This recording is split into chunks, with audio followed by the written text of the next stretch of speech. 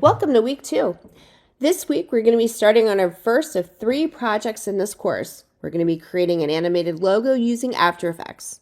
So I wanted to walk you through the 3 stages of the project. So this will apply to all the projects in the course. In the content section, you'll see it's broken down into 3 weeks, starting with week 2, week 3, and week 4. This project has 3 phases. There is a preliminary phase, the rough draft phase, and the final presentation. You will have deliverables due at the end of each of these phases. The first thing you should do during the first week of the project, so this is going to be week 2 of the preliminary stage, is to read through all the materials in the beginning, which includes the reading assignments, videos, and materials that you'll need in order to complete the project. After you've read through all the materials and started your lessons, you'll start working on the preliminary phases of the deliverables.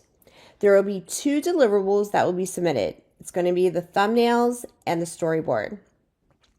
The thumbnails are a series of at least 6 rough sketches. These are quick ideas. It could be stick figures or very simplistic drawings. You don't need to spend a lot of time here. This is really going to getting your thoughts out of your head and onto the paper. So once you've chosen what you'd like to further develop, then you're going to create a short storyboard that has a little bit more detail. Both your thumbnails and your storyboards are due at the end of this week. All assignments are due Sunday night at midnight. I highly recommend that you don't wait until Sunday to start your work in case you have any questions. Make sure you're focusing on going through the lessons and reading everything. I'm going to have required lessons for you to view at the beginning of the projects. It does say here, you're not required to read everything, but before you start to work on week 2 materials, but you really should focus a lot of time on making sure you understand how to use the software and get ready to create your project.